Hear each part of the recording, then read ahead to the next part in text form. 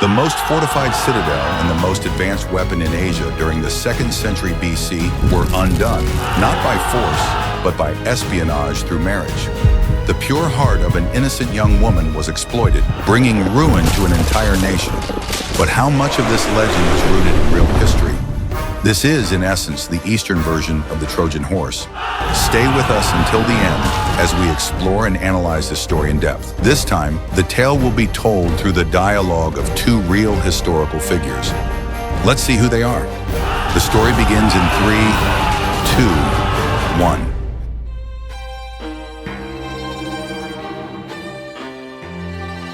How many times have we told this story to each other? Do you remember? I remember. More than 200 years ago, we once held a mighty, massive fortress. There was a decisive king, a man of heart and vision. And he faced the northern invaders? Yes, a vast army from Nam Việt, a mixed force of former Qin veterans and local Viet fighters. I've always liked that part. About how our ancestor won, right? Exactly, with the deadliest weapon of the age. The miraculous bronze crossbow.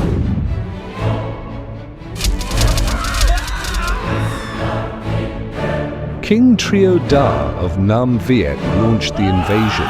He was once a Qin general, and perhaps he underestimated this weapon. Attack faster.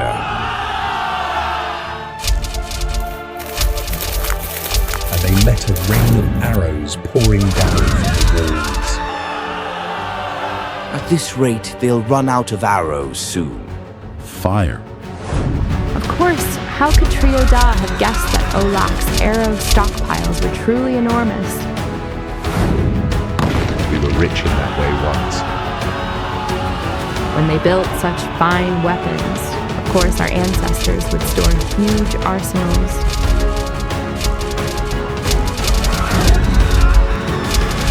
Casualties were terrible, and Trio Da had to retreat.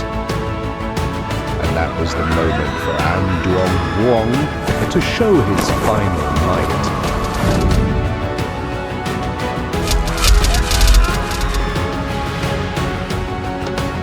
For the Nam Việt army, that place truly became hell on earth. The invaders suffered horrific losses. And Duong Vuong already had a legendary record long before that battle. He had fought vast Qin armies since his youth. Yes, he used scorched earth tactics and withdrew into the forests, cutting off the enemy's supplies.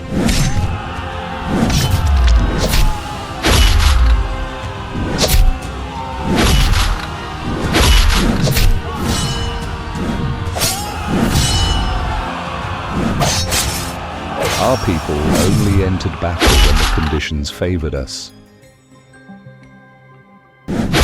And since then,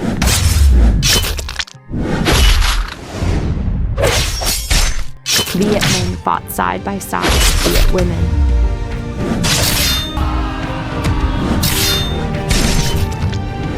I believe in Duong Vuong's army even had units made entirely of female warriors.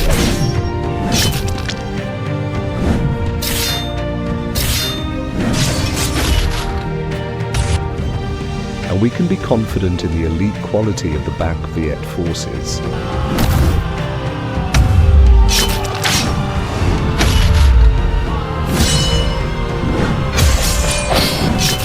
Some nobles donned bronze armor and fought as well as any northern warrior. Many of their descendants still answer our call today.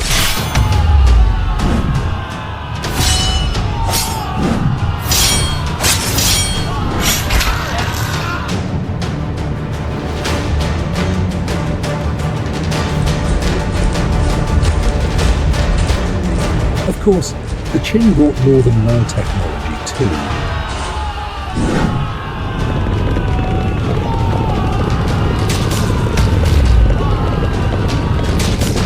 This is the army that unified China at that time? Yes, but of course we had our own military trump cards.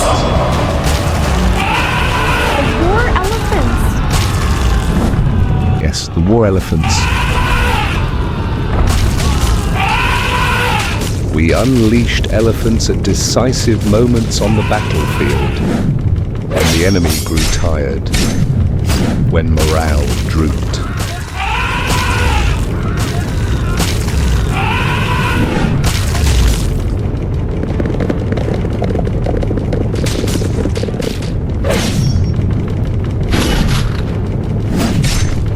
To northern warriors, elephants must have looked like colossal monsters. And when one enemy force is held fast,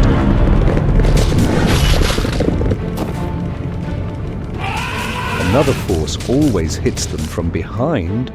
With such fierce troops joining in, our uprising today would be that much more certain to win.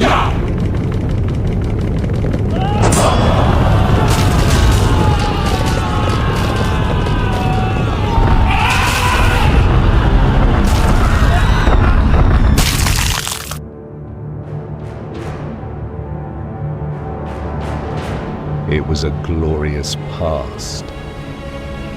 Our ancestors had a prosperous state. Farming thrived, population grew, and we had abundant labor to develop many other skills.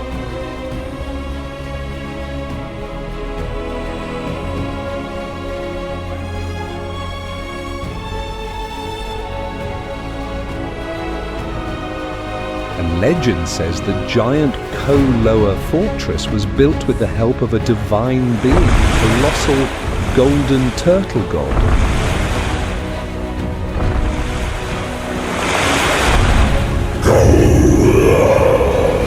Wait, a golden turtle helped build the wall.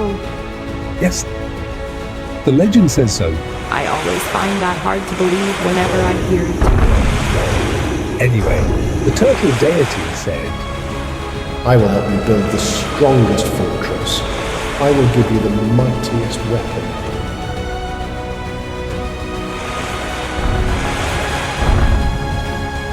Divine power will come from my claw.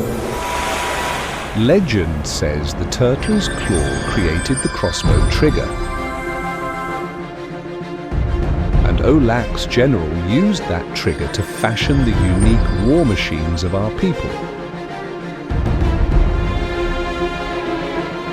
If one shot could launch hundreds of arrows, then a small force could hold back an enemy 10 times its number. This is vital when our foes always lurk beyond the border. Nam Việt grows stronger day by day. I inherited the Van Lang kingdom, and Trio Da founds Nam Việt. The unification of Viet polities is inevitable. The crucial question is how the Vietnamese will unite. By peace or by war? The Viet kingdoms must be unified. The greatest chance to conquer Âu Lạc is now, while I live and our army is strong. Trio Da is more dangerous than the earlier Chin generals. Since the Chin invaded the Bac Viet, they will use Vietnamese to fight Vietnamese. We must strike Âu Lạc with Vietnamese. From that point, the tragedy began. An innocent girl's betrayal would change the fate of an entire nation. Father, you taught me being a man. As a man, I must say, I don't want to do this mission.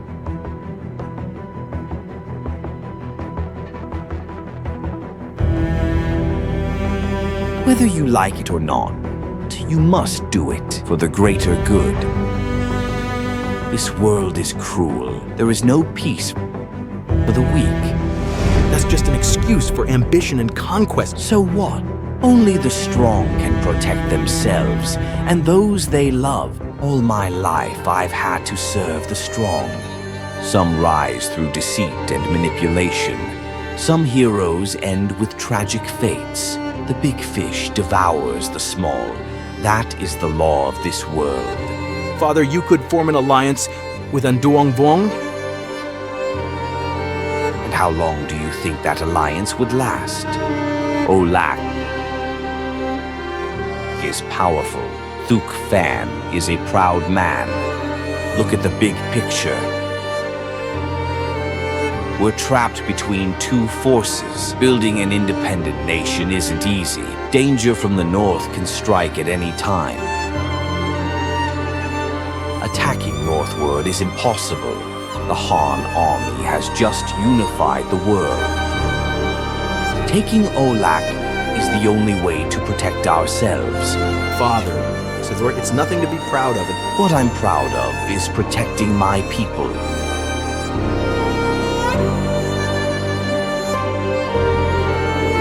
You must understand we have no other choice.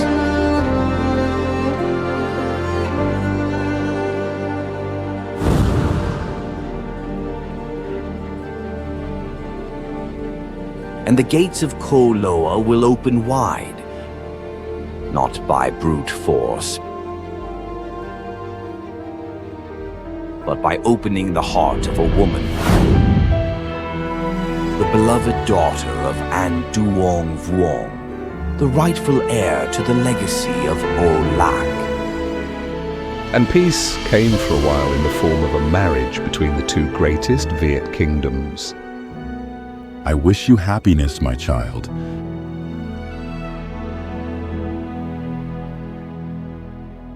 It didn't take long for Trong Thuy to win my Chau's heart. It was a love like a dream, the sweetest thing for a young woman tasting love for the first time. I hope our marriage brings lasting peace to our people. The same culture, same belief. Âu Lạc and Nam Việt. We are all Viet. But I am a man of Chin blood.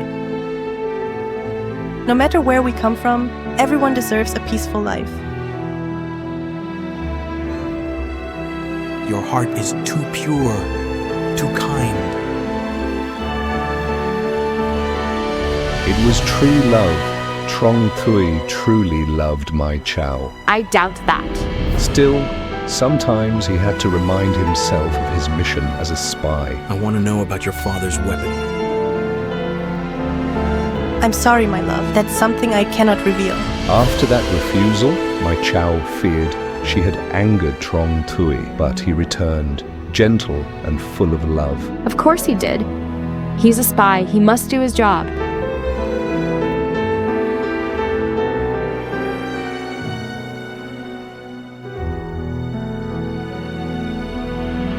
The newlyweds grew even closer, and once again, Trong Thuy asked the same question.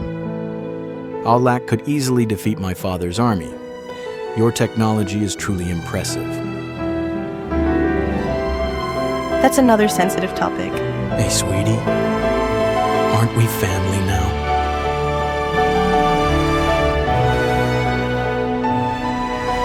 You said it yourself, sweetie. We are all Viet. Trusting him completely, my Chau led Trong Thuy into the secret chamber. My goal was achieved, but my heart felt twisted with pain. I had seen enough. You must understand we have no other choice.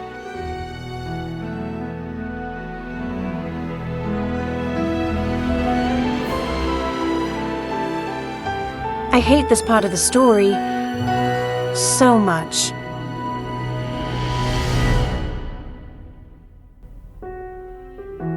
And then the army of Nam Việt returned to invade once more.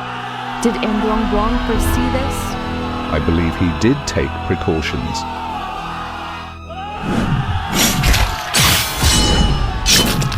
The warriors of Âu Lạc fought bravely.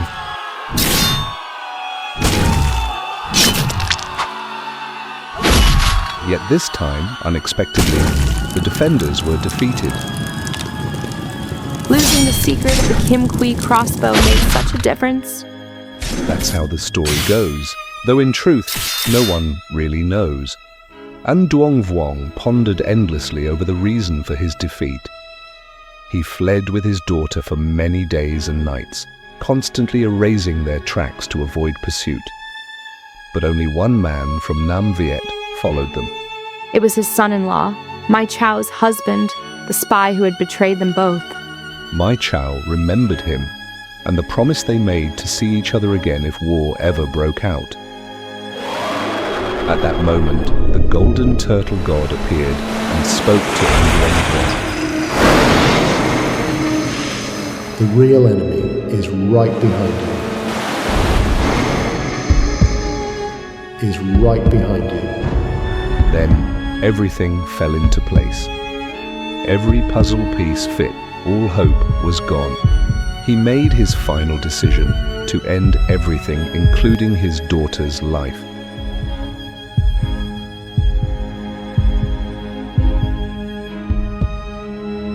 In that instant, my Chau understood. Her cries of innocence meant nothing. This was her final release. Her only regret was not seeing her husband one last time. And Duong Vuong had never known such pain. The 1,000-year legacy of Van Lang ended in his hands. Trong Thuy finally arrived, but too late.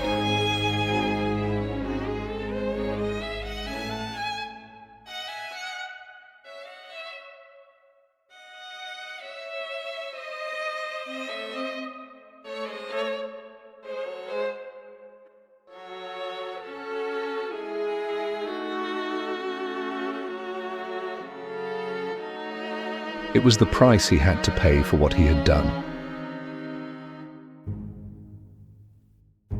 There's only one thing left to do.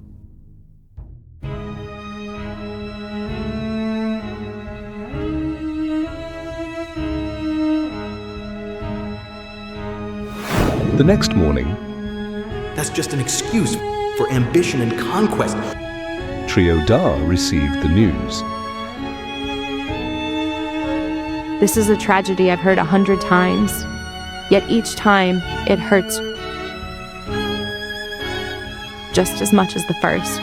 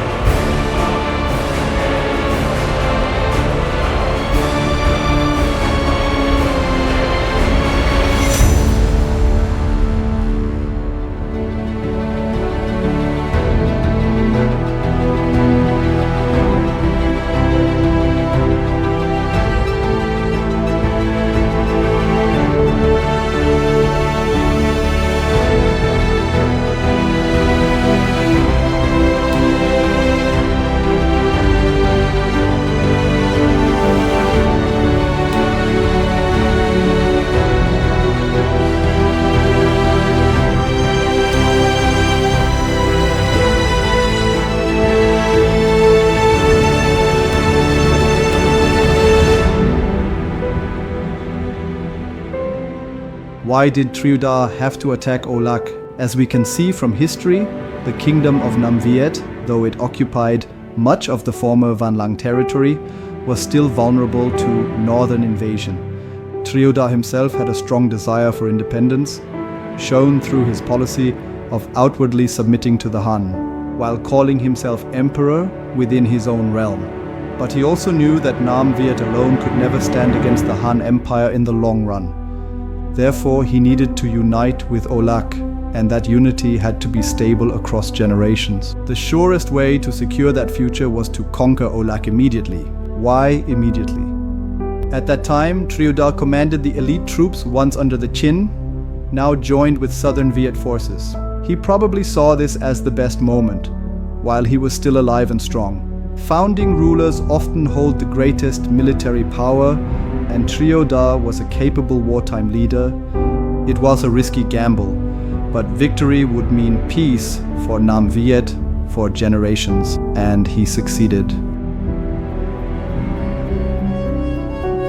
Why was An Dương Vương able to defeat the Chin invasion, but later failed against Trieu Da? As mentioned in the previous video, we believe that An Dương Vương victory over the first Chin invasion came from a one-time alliance of the Bai Viet tribes, a united front that existed only during that war. He was indeed a brilliant strategist and a charismatic leader, but by the time he ruled Âu Lạc, his resources were no longer comparable to what the old Bai Viet alliance once had. Although Van Lang had been a powerful kingdom, An Dương Vương may have struggled to mobilize the same level of strength in his own reign. Think of it like this. Imagine a young CEO who once achieved great success with bold ventures, but later in life could no longer raise the same amount of capital, and eventually lost in competition with a stronger rival. We don't know whether An Dương Vương military thinking had declined over time, but the war against Nam Việt was clearly a tougher challenge than the earlier one against the Chin. As for the famous story that Âu Lạc was defeated due to espionage and the loss of its military secret, our view is this. We simply don't know what truly happened in that final war. It's possible that revealing the secret of the Kim Quai magic crossbow gave Nam Việt an advantage. Maybe they learned how it worked and found a way to counter it, or perhaps they even replicated the weapon, balancing the power between the two sides. To examine that theory properly, we'd need to look deeper into how the Kim Quai crossbow actually functioned. What was the true nature of the Kim Quai magic crossbow? According to legend, the Kim Quai crossbow could fire hundreds, even thousands of arrows at once. That sounds mythical. But archaeological findings of small bronze arrowheads suggest that firing many light arrows with armor-piercing power was actually possible. The arrows of Âu Lạc had a unique design, and scholars believe the crossbow might have been angled upward, letting the arrows use both centrifugal force and gravity to fall with tremendous impact. Even the description of a shining divine rain of arrows can be explained scientifically from above. Sunlight reflecting off thousands of bronze tips would have created a dazzling, almost sacred glow, which combined with the enemy's heavy casualties, easily turned into a story of divine intervention. Throughout history, people have always needed faith, the belief that gods were on their side in war. We see that same theme in Greek, Roman, and Norse legends. Likewise, the presence of the turtle spirit, Kim Quai, in the Âu Lạc legend likely served as a spiritual explanation for a weapon whose power was otherwise extraordinary for its time. In essence, the Kim Quai crossbow was probably a kind of bolt thrower. But instead of firing one large bolt like the Greeks did, the Âu Lạc version launched hundreds of small arrows at once in an arc rather than a straight line. To be effective, it had to be placed on high ground, a mountain or fortress wall, making it a defensive weapon, perfectly matching the defensive philosophy of the Bai Viet people. This also explains why, even after Nam Việt learned the technology, it didn't give them an advantage in later wars, such as the conflict with Man Viet. Eventually, Nam Việt itself fell to the Han, but that's another story, one of strategy, not just technology. War is always complex. Military technology is only one variable among many, though it's often the easiest one for ordinary people to understand and remember.